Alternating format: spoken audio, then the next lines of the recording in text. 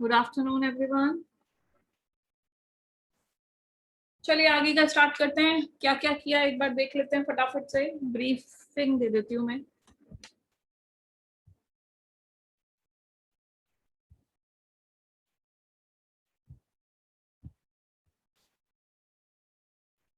देखो, हमने essentials of valid offer और एक्सेप्टेंस दोनों देख लिए।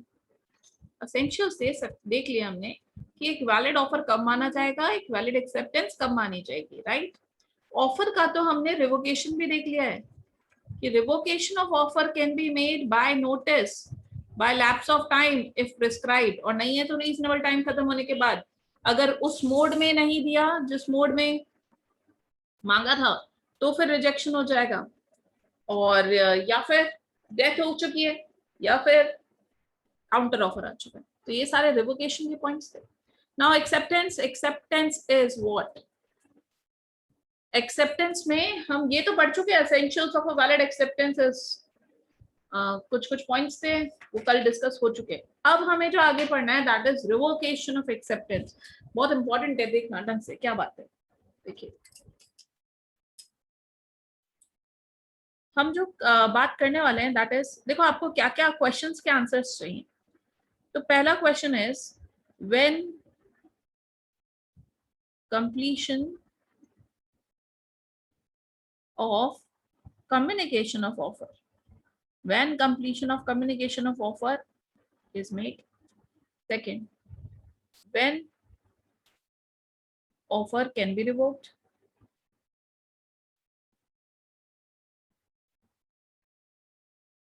Third, communication of acceptance is complete.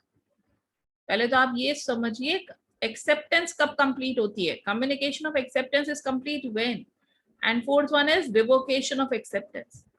आपको इनके आंसर चाहिए, जिसमें से ये दो पॉइंट्स हमारे हो चुके हैं, राइट। अब हमें दो पे चर्चा करनी है, दैट इज एक्सेप्टेंस का कम्युनिकेशन कब कंप्लीट हो जाता है। तो एक ड्राफ्टिंग करी थी मैंने, आपको बताया था, जैसे कि mister A sent his offer on 2 August. Offer भेजा था इसने मिस्टर बी को, मिस्टर बी को ये मिला है 5 अगस्त को। मिस्टर बी अपनी एक्सेप्टेंस पोस्ट करने गया है 6 अगस्त।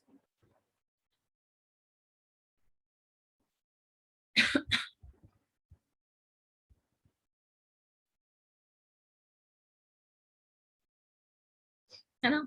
एंड ये एक्सेप्टेंस मिस्टर ए को मिलती है 8 अगस्त। ये 4 डेट है मेरे पास, 2nd, 5th, 6th और 8th। तो पहले क्वेश्चन का आंसर तो है कि भाई आपसे पूछा जा रहा है communication of offer takes place on which date. पहले तो डेट तो चलो ठीक है, आप बता दोगे, इसको लॉ की लैंग्वेज में क्या बोलोगे आप? when it comes to the knowledge of the person to whom it is made, that is on 5th August. क्या लिखोगे? communication of offer takes place, communication of offer takes place when it comes to the knowledge, when it comes to the knowledge of person to whom it is made, right?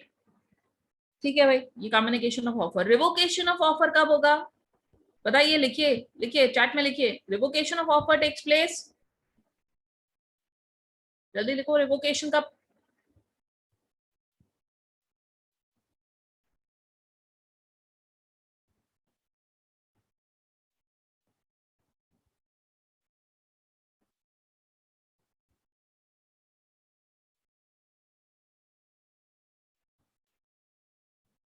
आप लिखेंगे when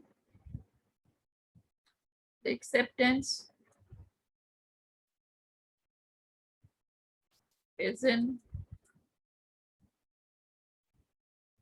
transmission. That means during transaction, during transmission और before transmission, दोनों आते हैं। Before transmission मतलब 6 से पहले, और 6 अगस्त को वो पोस्ट करने जा ही रहा है, बस उस दौरान उसके पास एक मेल आता है कि यार मैं मेरा ऑफर वापस ले रहा हूँ, तो फिर आपको रिजेक्शन हो चुका है ऑफर का। ऑफर का रिवोकेशन हो चुका है। तो during transmission and before transmission, after transmission आप ऑफर रिजेक्ट नहीं कर पाएंगे, रिवोक, ऑफर रिवोक नहीं कर पाओगे आफ्टर ट्रांसमिशन ऑफ एक्सेप्टेंस। ठीक है, अब क्वेश्चन अराइज होता है, acceptance, communication of acceptance is complete. Acceptance कब कंप्लीट मानी जाएगी? ये बंदे ने अपनी एक्सेप्टेंस पोस्ट करी 6 को, इसके पास पहुंची 1 को, आप बताओ communication of acceptance is complete कब मानी जाएगी?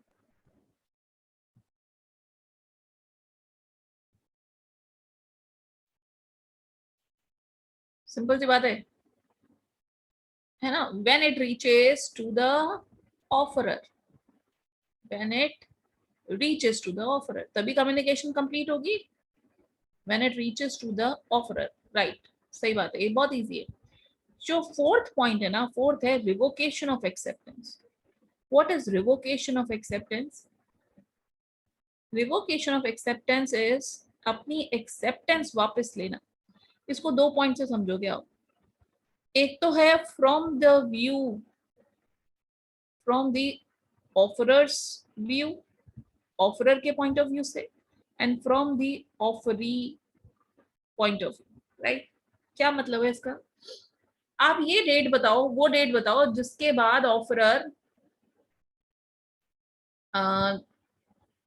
जिसके बाद ऑफरर बाउंड हो जाएगा उसको, कॉन्ट्रैक्ट को परफॉर्म करने के लिए। Revocation of acceptance is complete as against the offeror and as against the offeree. इसको ऐसे पढ़ते हैं, as against the offeror and as against the offeree. मतलब ये वो डेट है जिसके बाद ऑफरर ऑफर के लिए बाउंड हो जाएगा। दिस इज द डेट, ये वो डेट है जो ऑफरर को बाउंड कर देगी, by which offeror is bound. तो रिवोकेशन ऑफ एक्सेप्टेंस बताओ कब ऑफरर बाउंड हो जाएगा? ऑफरर कब बाउंड हो जाएगा? वो अपना ऑफर बैक नहीं ले सकता। वो कौन सी डेट है? दैट इज 6 अगस्त। 6 अगस्त के बाद वो अपना ऑफर बाउंड, ऑफरर अपना ऑफर वापस नहीं ले पाएगा। दैट मींस उसके लिए तो एक्सेप्टेंस वही आ चुकी है, उसको तो परफॉर्म करना ही पड़ेगा। 6 अगस्त को जैसे इसने एक्सेप्टेंस दे दी, इसका मतलब ये तो बाउंड हो गया। अभी ये बाउंड नहीं हुआ अपनी एक्सेप्टेंस के लिए। ये कब बाउंड होगा? ये 8 को बाउंड होगा। ये वो डेट है जिसके बाद ऑफर ही बाउंड हो जाएगा। मतलब ऑफरी ने अपनी एक्सेप्टेंस दे दी, है ना, मान लीजिए इसने गलती, ऑफर इतना सॉलिड नहीं था, इसने गलती से अपनी एक्सेप्टेंस दे दी। अब 8 अगस्त को के बाद जब इसने इसके पास पहुंच गई, तब इसको लगता है यार ये गलती से मैंने एक्सेप्टेंस दे दी, रिजेक्ट कर देता हूँ। Is that possible? अब ये बाउंड हो चुका है, ये चला जाएगा कोर्ट ऑफ लॉ में कि मेरे को मिल चुकी है भाई आपकी acceptance, it became a valid agreement and contract. तो एक्सेप्टेंस के लिए ऑफरी को कब बाउंड कर देंगे हम? 8 अगस्त। That means when it reaches to the offeror. बात समझ आती है क्या आपको? रिवोकेशन ऑफ एक्सेप्टेंस दो तरीके से सोची जाती है, एक तो ऑफरर के पॉइंट ऑफ व्यू से सोची जाएगी, एक ऑफरी के पॉइंट ऑफ व्यू से सोची जाएगी। ऑफरर कब बाउंड हो जाएगा? On the date when he has posted his acceptance, that is on 6 August. उसको मतलब ही नहीं है बाद में, भाई 6 अगस्त के बाद तो ये ऑफरी इसको बाउंड कर ही देगा। मतलब ये बोलेगा मैंने मेरी एक्सेप्टेंस दे दी है, दैट मींस आपको परफॉर्म करना पड़ेगा कॉन्ट्रैक्ट। लेकिन हमारा बी कब बाउंड होगा? 8 अगस्त। हाँ जी, पूछिए। नहीं, 8 अगस्त को भी, 8 अगस्त को सेम डेट पे अगर मिलता है, मान लो 8 अगस्त को मिस्टर ए के पास 8 ऑफ अगस्त को एक पोस्ट आना था, वो पोस्ट आया है इसके पास 1 बजे दिन में, लेकिन 11 बजे स्पीड पोस्ट आ गया। तो स्पीड पोस्ट में रिवोकेशन की बात करिए, रिवोकेशन ऑफ एक्सेप्टेंस, कि मैं मेरी एक्सेप्टेंस वापस लेता हूँ, और 11 बजे आया है कि मैं इस ऑफर को एक्सेप्ट करता हूँ। तो ऑब्वियसली ये पहले हो गया। अब आप बोलोगे मैम दोनों सेम डेट आया था, सेम टाइम पर आया था, दोनों ही वो पोस्टमैन दोनों साथ लेकर आया था, स्पीड पोस्ट भी साथ लेकर आया, रजिस्टर्ड पोस्ट भी साथ लेकर आया, क्या करें अब? तो ये माना जाता है, it is very normal thing कि आप स्पीड पोस्ट पहले पढ़ते हो। अगर साथ भी आ जाए तो स्पीड पोस्ट तो भी रिवोक हो चुका है मतलब। और पूछिए कोई डाउट।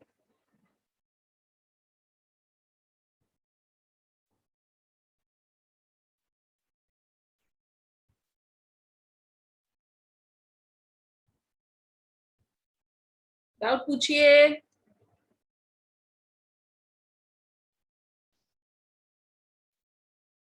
ये तो आपने बहुत ही अच्छे से कर रखा था, राइट। अब मैं ना इसको लॉ की लैंग्वेज में पढ़ा देती हूँ। क्या ये बात कहना सही है? जब हम पढ़ रहे थे रिवोकेशन ऑफ एक्सेप्टेंस, तो रिवोकेशन ऑफ एक्सेप्टेंस में हमने दो चीजें पढ़ी। क्या? एज अगेंस्ट द ऑफरर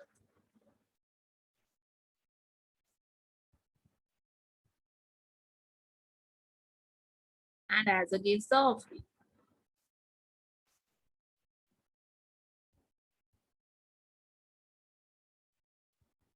क्या मैं ये लिख सकती हूँ as against the offeror revocation of acceptance is complete when,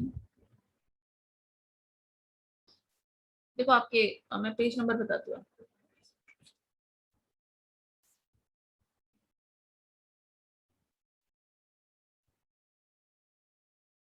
ये लिख देती हूँ, revocation of acceptance as against the offeror is complete when, before लिख लो, before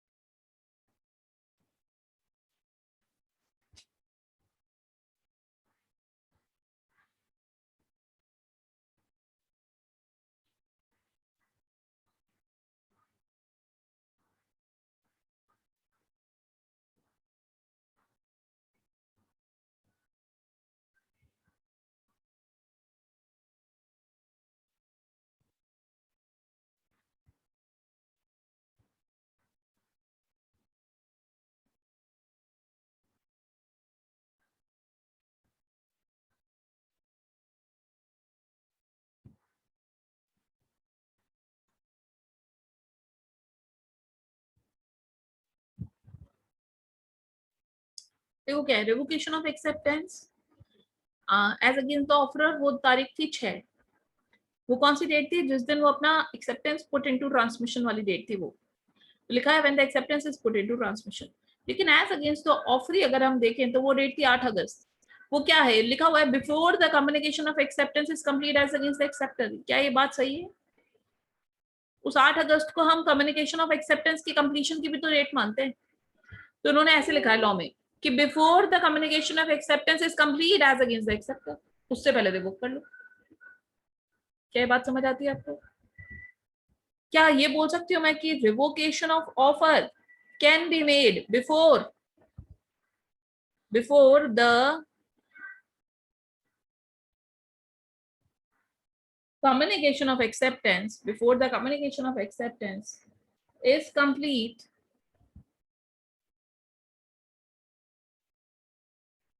as against the offerer? क्या ये बात सही है? revocation of offer is made before the communication of acceptance is complete as against the offerer, that is 6th August. Communication of acceptance से link करा गया, इधर उधर किया इन्होंने। लॉ की लैंग्वेज को कितना टफ बनाया देखो। ये भी तो बोल सकते थे ना before the transmission, before the acceptance is put into the course of transmission. इन्होंने क्या बोला? Before the communication of acceptance is complete as against the offeror, और वो 6 तारीख की है। तो इस तरीके से बोल रखा है इन्होंने। और आपको ये एमसीक्यू में मिलेगा, ये मैं बता दूं, ये आपको एमसीक्यू में मिलेगा। आपको एमसीक्यू में ये नहीं मिलेगा पुट इनटू द ट्रांसमिशन और ये सब, ऐसा कुछ नहीं मिलता है। ये देते हैं, ये वाली लाइनें देते हैं, ये before the communication of acceptance is complete as against the, इस तरीके से सोचना पड़ेगा आपको। ये क्लियर है क्या? हाँ हाँ, ये पहले की बातें थी।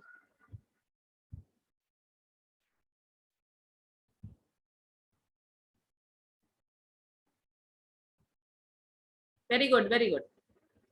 तो आपको एमसीक्यू के लिए तैयार होना, ये डिफिकल्टी अराइज कर देते हैं वहां पे। चलिए आगे बढ़ते हैं फिर। तो ये 5 चीजें बड़ी इंपॉर्टेंट थी, आगे बढ़ते हैं। आगे आ रहा है अब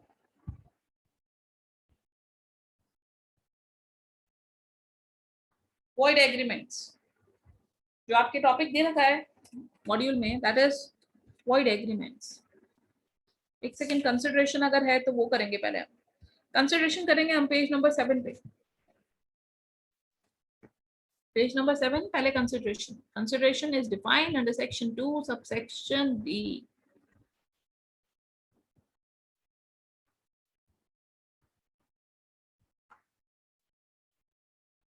देखो कंसिडरेशन मतलब, पहली बात तो कंसिडरेशन का अगर बेसिक ओवरव्यू दें तो कंसिडरेशन शुड बी लॉफुल, पहला point. Second, consideration sorry, consideration can be in cash or can be in kind. Third, to do an act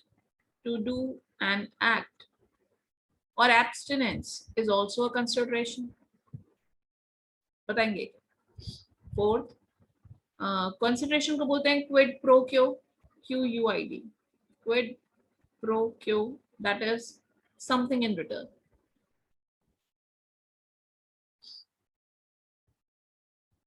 है ना, एंड लॉफुल होना चाहिए, और कंसिडरेशन इल्यूजरी नहीं होना चाहिए, it must not be illusory.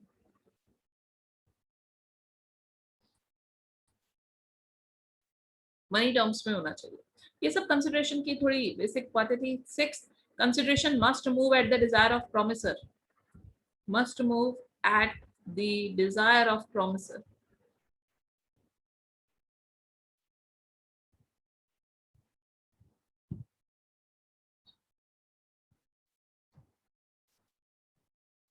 ठीक है ना, कोई कोई क्वेश्चन पूछ रहा है कोई? ठीक है, तो कंसिडरेशन की आप डेफिनेशन पे आते हैं। तो डेफिनेशन बड़ी इजी है, पता है, आप एज इट इज लिख पाओगे। कंसिडरेशन क्या है कि आप पहले ये लिखो, when eight the desire of promisor. When eight the desire of promisor, हमारे प्रोमिसर की डिजायर पे, प्रोमिसी या कोई भी पर्सन, प्रोमिसी या उसके बिहाफ पे कोई भी बंदा, प्रोमिसी और any other person, any other person, उसने क्या किया है, पहला हैज डन और abstained, has done or abstained, that is past consideration. Second, does or abstains, does or abstains from doing, that is present consideration. And third is promises to do, promises to do or abstain from doing, promises to do or abstain from doing something, abstain from doing something। ये 3 चीजें लिखोगे कि when at the desire of the promiser, the promisee or any other person has done or abstained or does or abstains from doing or promises to do or abstain from doing, that is future consideration, something, then such act or abstinence or promise, such act, abstinence or promise is called as consideration। वो consideration होता है। इसका मतलब consideration के essential में हम ये भी डाल सकते हैं कि consideration can be past consideration, consideration can be present consideration and future consideration. इन तीनों, ये आपके डेफिनेशन में ही दे रखा है।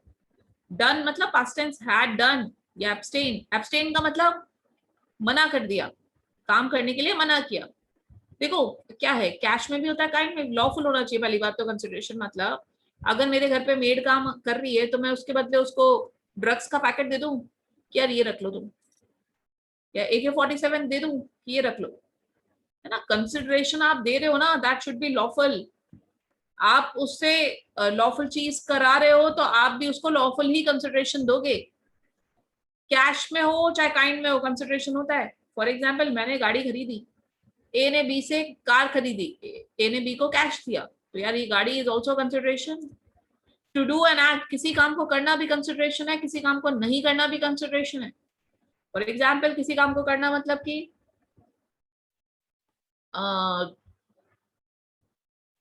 किसी काम को करना कंसिडरेशन है। दैट मीन्स मिस्टर ए ने बी को बोला कि मैं तुम्हारी रिटर्न फाइल कर दूंगा, है ना। ए ने बी को बोला I will file your ITR, income tax return, और इसके बदले आप मुझे क्या दे देना, पैसे। तो क्या कर रहा है वो, कुछ बेच थोड़ी रहा है, कुछ काम कर रहा है, सर्विस दे रहा है अपनी। That is also consideration. Abstinence, मैं ये काम नहीं करूंगा, है ना। I will not do this work in future, मैं ये काम, ये कोई, आई विल, मतलब मैं एथिकली काम करूंगा, मैं एथिक्स फॉलो करूंगा, मैं नॉन एथिकली काम नहीं करूंगा, ठीक है। तो दिस इज ऑल्सो कंसिडरेशन। आपने किसी काम को मना करने के लिए मना किया, है ना। फॉर एग्जाम्पल, मैंने बोला कि यार ऐसा कर कि मेरी वाली लाइन में तू इंस्टीट्यूट मत खोल, मैंने जहाँ इंस्टीट्यूट खोल रखा है प्लीज आप यहाँ आसपास मत खोलिए। तो बोलता है ठीक है, आई विल नॉट, आप मुझे इसके लिए कंसिडरेशन दे दीजिए। तो this is also a consideration. मतलब किसी काम को नहीं करना is also a consideration. Consideration को लैटिन लैंग्वेज में बोलते हैं क्विड प्रो क्यो, इसका मतलब होता है something in return. It must not be illusory, मतलब केवल वेग नहीं है, it should be in money terms. मतलब कि यार ऐसा करना, तू पानी पे चल के दिखा दे, मैं तेरे को 1000 रुपए दूंगा। तो वो जो पानी पे चलना है, ये कोई, ये कंसिडरेशन है, इज दिस अ कंसिडरेशन? ये किसी इस चीज की मनी टर्म्स में आप वैल्यू निकाल सकते हो, और वो चलेगा कैसे? मतलब पॉसिबिलिटी ही नहीं है इन चीजों की। तू दिन तू पूरे सुबह से शाम तक सोएगा तो I will pay you something. तो भाई आप, ऐसी चीजें कंसिडरेशन नहीं होती है, ऐसी चीजें जिनकी कोई मार्केट में वैल्यू नहीं है, that will not form part of consideration. Must move at the desire of promisor. देखो, कंसिडरेशन ऑफरी की सहमति से, डिजायर ऑफरी की इच्छा, ऑफरर की इच्छा से मूव होता है। अच्छा, आप मुझे बताओगे who is promisor, who is promisor and who is promisee? कोई बच्चा बताएगा प्रोमिसर कौन है और प्रोमिसी कौन है?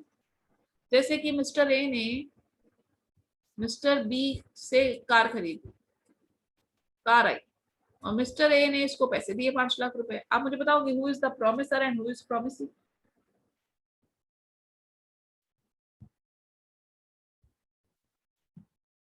चैंपियन है मैम हम, बताएंगे बिल्कुल, बताइए।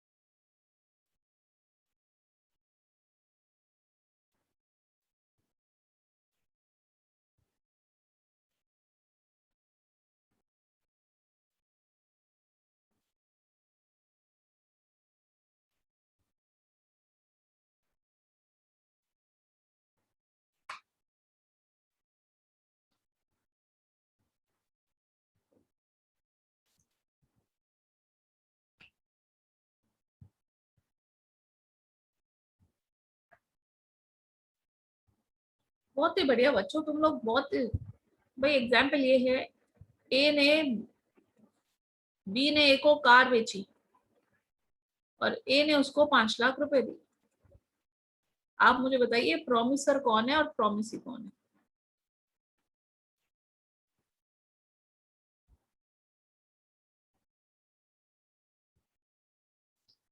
सबके आंसर गलत है, सबके, सब गलत हो बच्चों, सब गलत हो आप।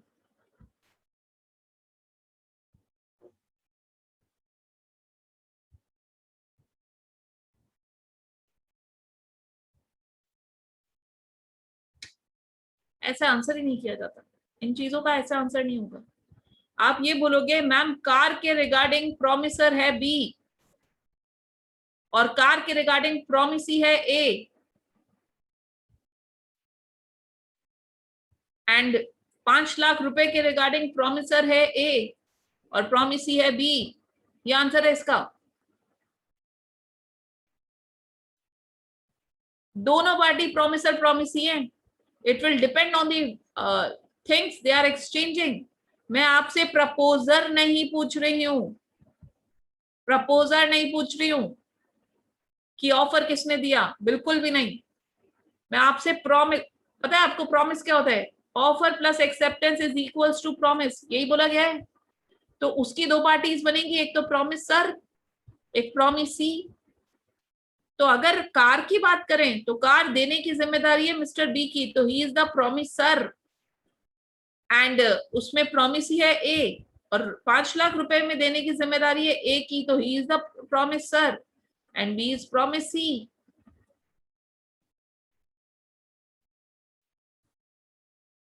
वेरी गुड बच्चों, बहुत जोरदार बच्चे मिले हैं। हम पढ़ के आ रहे हैं मैम 30 मार्क्स में इंडियन कॉन्ट्रैक्ट एक्ट ही पढ़ाया जाता है, वहां गोट के पिलाया जाता है और हम ऐसी बातें करते हैं। चलिए देखिएगा, तो देखना कंसिडरेशन कैन क्या था, हम कहाँ पे थे? चलिए एक बार मॉड्यूल पे आइएगा। सेक्शन 2D की डेफिनेशन थी, consideration is essential for every contract, the following are the fundamental principles of consideration. पहला, consideration must move at the desire of promiser. पहला, consideration must move at the desire of promiser।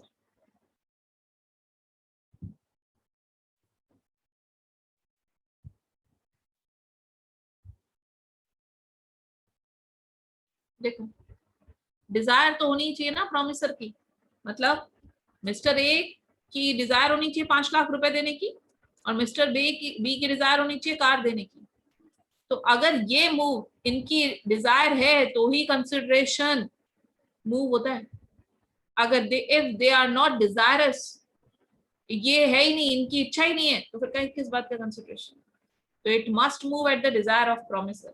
Second, consideration में move from promise और any other person. देखो consideration बहुत important है, promise ही दे या उसके behalf पे कोई भी दे, हमें कोई मतलब नहीं है, हमें कंसिडरेशन के से मतलब है। फॉर एग्जाम्पल ए ने बी को गुड्स बेचे, इसने इसको गुड्स दिए, बी इसको पैसे देगा, है ना, पैसे देगा। अब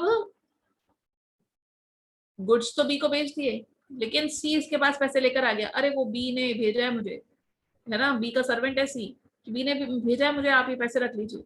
तो हम बिल्कुल एक्सेप्ट करेंगे, चाहे बी दे या बी के बिहाफ पे कोई भी दे, हमें कंसिडरेशन से मतलब है।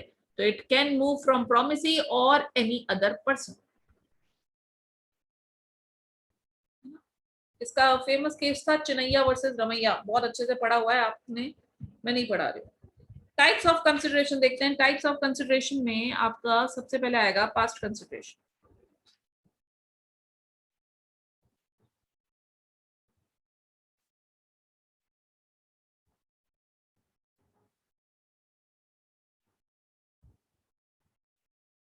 What is past consideration? When uh, when something has happened in past और उसको कॉम्पनसेट करने के लिए आपने कॉम्पनसेशन दिया है, मतलब कि क्या? फॉर एग्जाम्पल एक आदमी डूब रहा था, एक पर्सन ये पानी में डूब रहा था, राइट। अब इसको बचाने के लिए एक दूसरा, मतलब इसने देखा कि यार ये आदमी डूब रहा है, इसको मैं बचा लेता हूँ, बचा लिया। जब डूब रहा था तब ये इनके बारे में, इनके बीच में कोई कॉन्ट्रैक्ट हुआ था? कॉन्ट्रैक्ट करेंगे क्या, यार तू डूब रहा है पहले बता मुझे कितने पैसे देगा, ऐसा कुछ होता है? नहीं, है ना, उस टाइम पे कोई कॉन्ट्रैक्ट नहीं हुआ।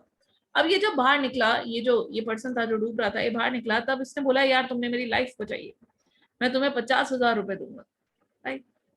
ये इनके बीच में डिसाइड हुआ, तो दिस इज पास्ट कंसिडरेशन। ये जो इसने काम करा है ना, इसने क्या काम किया? बचाने का काम किया है। To do an act is also consideration. तो इसने ये जो काम करा वो पास्ट में हो चुका है, मतलब कंसिडरेशन पहले ही मूव हो जाता है, प्रॉमिस बाद में एंटर हुआ है। कंसिडरेशन पहले ही मूव हो चुका था फ्रॉम वन पार्टी और बाद में प्रॉमिस बना है, this is known as past consideration, है ना। क्या लिखा हुआ है? इट मीन्स पास्ट एक्ट और forbearance, that is to say an act constituting consideration took place and is complete before promise is made. ऐसा काम जो प्रॉमिस होने से पहले ही हो चुका था, that is something past consideration. ठीक है, अब आता है हम प्रेजेंट कंसिडरेशन। प्रेजेंट कंसिडरेशन का दूसरा नाम है एग्जीक्यूटेड कंसिडरेशन। एग्जीक्यूटेड, ईडी लग रहा है, आप बोलोगे मैम ये तो पास्ट में होना चाहिए, नहीं, ये प्रेजेंट में ही होगा। Present consideration means a consideration जहां पर साइमल्टेनियसली कंसिडरेशन मूव हो रहा है।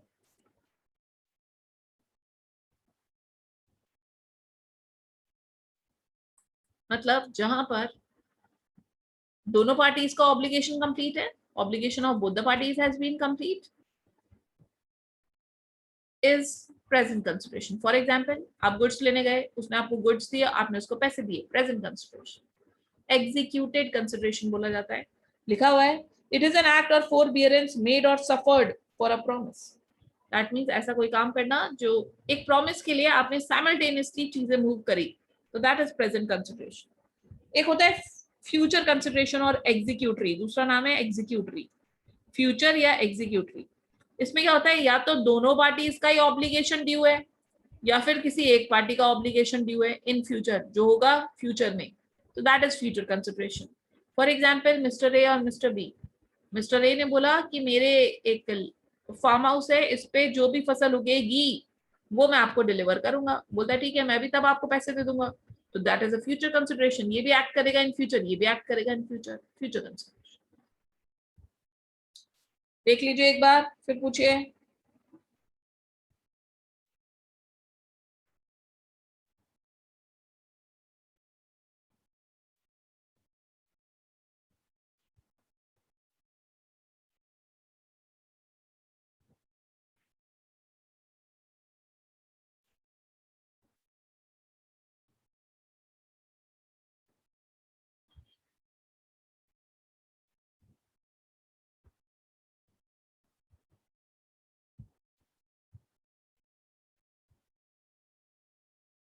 बेटा प्रॉमिसी और प्रॉमिसर चीजों के ऊपर डिपेंड करेगा, है ना, कि एक पर्टिकुलर, ऑब्वियसली एक कॉन्ट्रैक्ट में कंसिडरेशन दोनों साइड से मूव होता है, तो आप उस पर्टिकुलर कंसिडरेशन के पॉइंट ऑफ व्यू से सोचना है इसको देने वाला है इस प्रॉमिसर, एंड जिसको ये मिलेगा वो प्रॉमिसी है।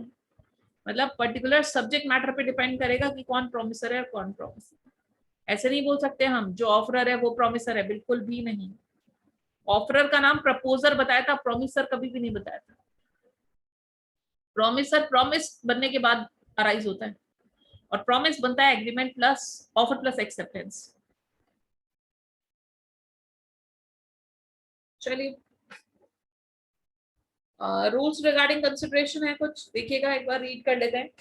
कि पहला रूल है, it must move at the desire of promisor, it can move from promisee or any other person, consideration must be something of value, ऐसी चीज होनी चाहिए जिसकी मार्केट में वैल्यू हो, it must be an act, abstinence or forbearance or a return promise।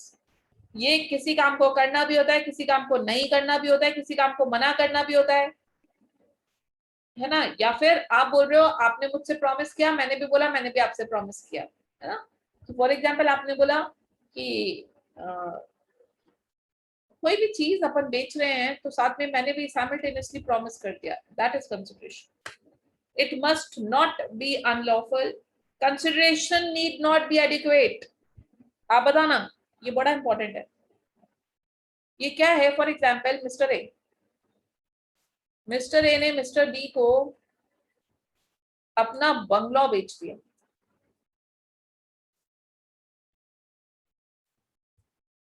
है ना। ये बंगलों की मार्केट वैल्यू है 1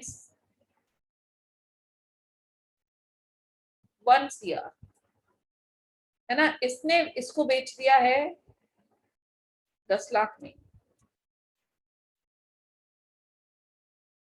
क्या बताओ, क्या ये वैलिड कंसिडरेशन है?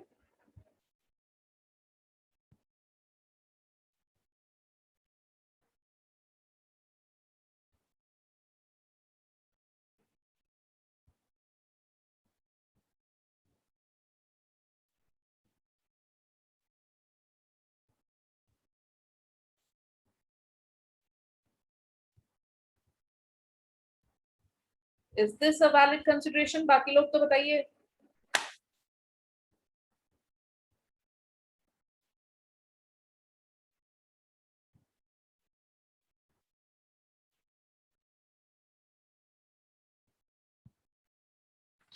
एब्सोल्युटली वैलिड, ये कंसिडरेशन एकदम वैलिड है। देखो आपको बताती हूँ क्या है कंसिडरेशन की एडिक्वेसी। एडिक्वेसी मतलब सफिशिएंसी, कि कंसिडरेशन सफिशिएंट है या नहीं है, इस पे कोई क्वेश्चन अराइज नहीं होता।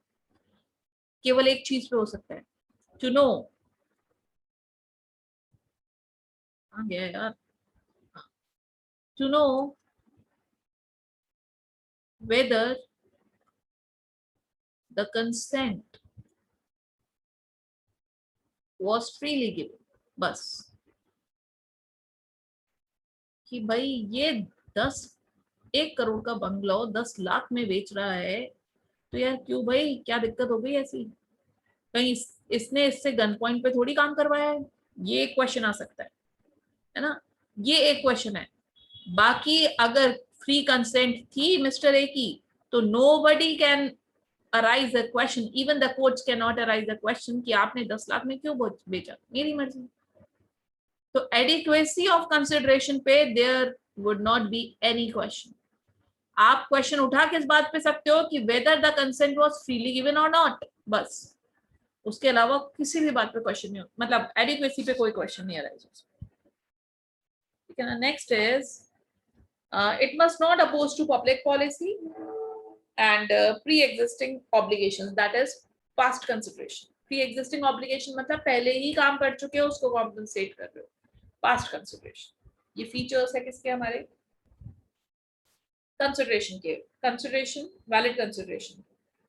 अब आते हैं नो कंसिडरेशन नो कॉन्ट्रैक्ट। ये बात तो बिल्कुल सही है, कंसिडरेशन नहीं है तो कॉन्ट्रैक्ट भी नहीं है, सही बात है ना।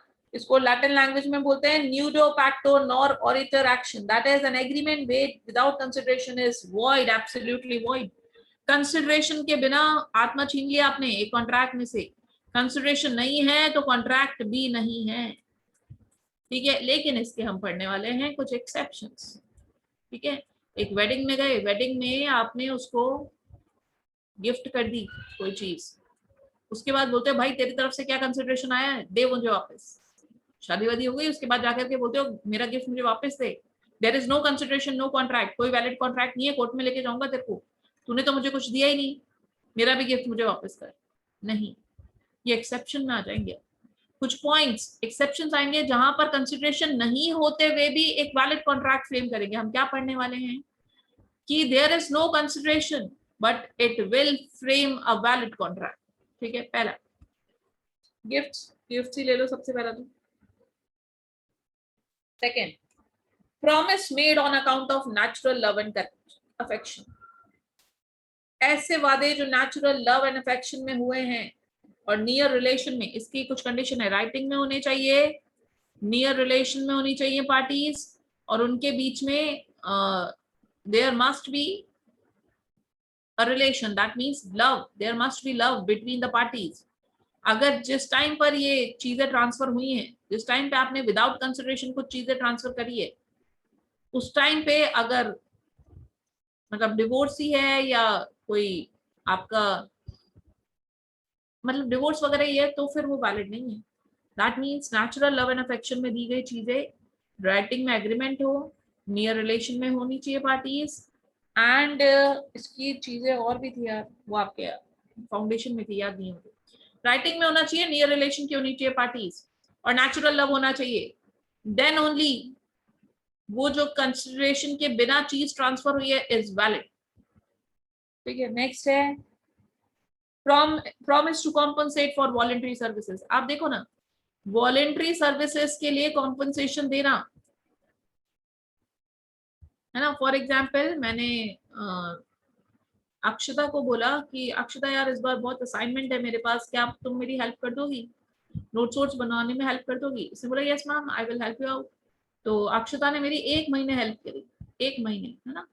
तो यार मेरे को बाद में लगता है कि यार इसने बहुत काम किया। पहले हमारे बीच में कोई कॉन्ट्रैक्ट की बातें नहीं हुई थी कि मैं इसको पे करूंगी या कुछ भी नहीं। अक्षता ने अपनी वॉलेंट्री सर्विस दी थी मुझे, राइट।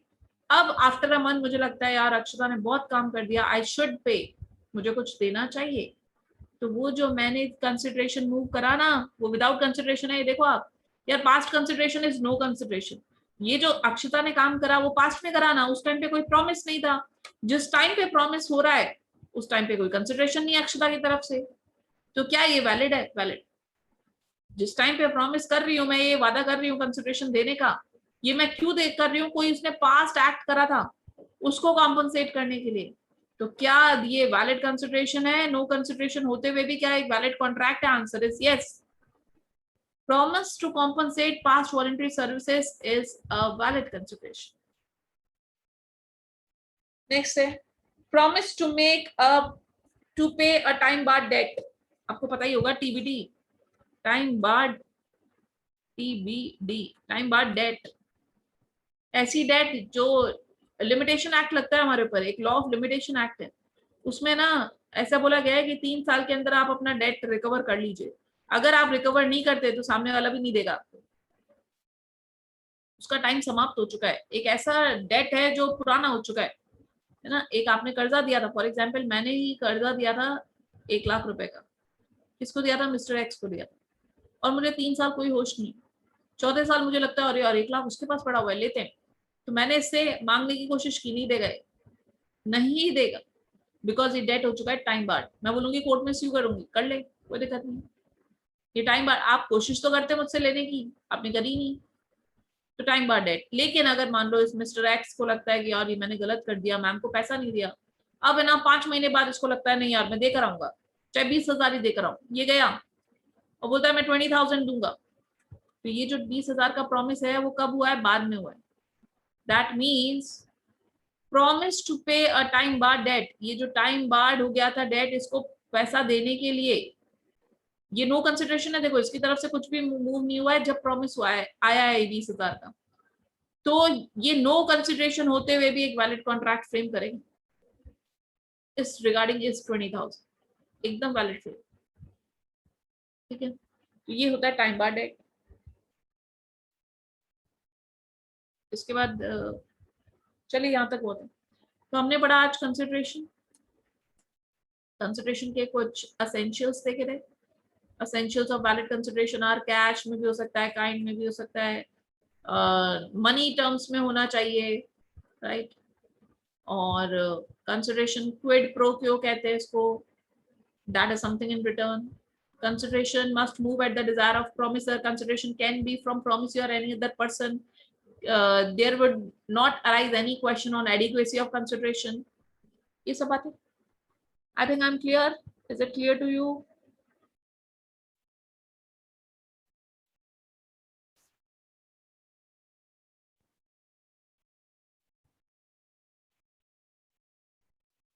Very good. So अभी तो इसमें ना एक बहुत ही इंपॉर्टेंट प्रोविजन और बच रहा है, स्ट्रेंजर टू कॉन्ट्रैक्ट का, वो हम कल करेंगे। बड़ा इंटरेस्टिंग टॉपिक है और इम्पोर्टेंट भी है, तो वो हम कल करेंगे। That is privity of contract, stranger to contract. आज के लिए इतना ही बहुत है, कल मिलते हैं। Thank you so much.